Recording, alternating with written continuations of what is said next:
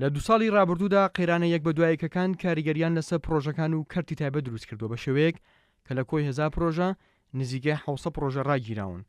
لە دوای کۆبوونەوەیان لەگەڵ جێگری سەرۆکی حکومەت یاریمی کوردستان و بەرهێنەران ئومێدیان بۆ گەڕاوەتەوە بەوەی کە حکومەت بەجددی دەوێت کەرتی تایبەت ببوژێنێتەوە دوور بکەوێتەوە لە تاک سەرچاوی داهات. بەنسبەت دانیشتمان لەگەر جێگری سەرۆکی حکومەت ئەم ساڵ واروها لەگەر برادرانی تر لە وەزارەتەکان و دەستیوە بەرهێنان هەموو لایەک جەخل لەوە دەکەنەوە کە بەجددی کار دەکەن بۆ چارەسەرکردنی جێگرفتەکانی هەموو کەرتەکانی ئابووری وەکی کەرتی پیشسازی و کەرتی کوشت و کاڵ و سیاحە و تیجارە.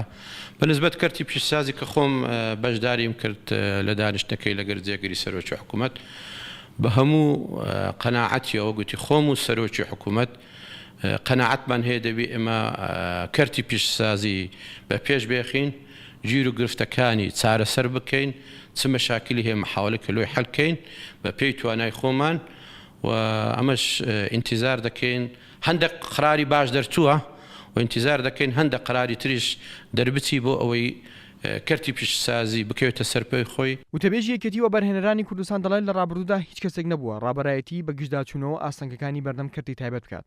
بەڵام ئێستا قوبات تاڵەبانی ئەو ئەرکەی گرتوتە ئەستەوە وتیشی دڵخۆشین کە لە ئێستادا حکومەت سیاسەتی برەودان بە کەرتی تایبەت بۆ بوژانەوەی ئابووری پەیڕەو دەکات و ئەگە بڕیارەکان جێبەجێ بکرێن و بەرهێنان دەچێتە قۆناغی ترەوە زۆربەی ئەو پڕۆژانەی کە ڕاگیراون دەکەونەوە کار. ئێمە دڵخۆشین کە لە ئێستاە حکومەت یاریمی کوردستان ئاوڕێکی جددی لە کەرتی تایبەتی کوردستان بە شێوەیەکی گشتی و هەروە کەرتی و بەرهێنان داوەتوانێ.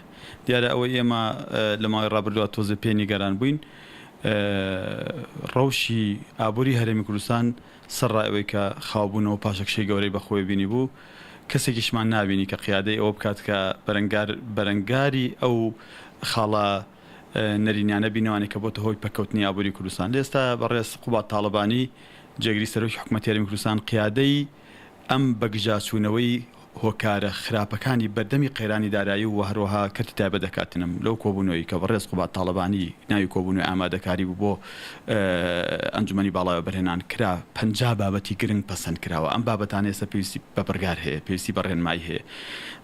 ئەم کۆبوونەوەی ئەنجومەنی باڵای وەبەرهێنان کە زۆری نەماوە ئەنجام بدرێت و بەرهێنانە کاتە قۆناغێکی نوێ بۆ بۆچوون ئێمە پڕۆژە زۆر باشەکان لە هەموو پارێزگاکانی کوردستان بەگشتی و سلێمانیش بە تایبەتی ئەکەوێتەوە وانێ بواری جێبەجێ. لە 2 ساڵی ڕابردوودا قەیرانە یەک بە دوایەکەکان کاریگەریان لەسەر پڕۆژەکان و کەرتی تایبەت دروست کردووە بە شێوەیەک کە لە کۆی 1000 پڕۆژە نزیکەی 700 پڕۆژە ڕاگیراون. لە دوای کۆبوونەوەیان لەگەڵ جێگری سەرۆکی حکومەت یاریمی کوردستان و بەرهێنەران ئومێدیان بۆ گەڕاوەتەوە بەوەی کە حکومەت بەجددی دەوێت کەرتی تایبەت ببوژێنێتەوە دوور بکەوێتەوە لە تاک سەرچاوی داهات.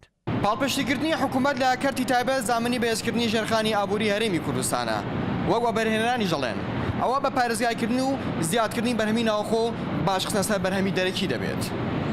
ئارام عەبدوڵڵا، کوردسات نیوز، سلێمانی.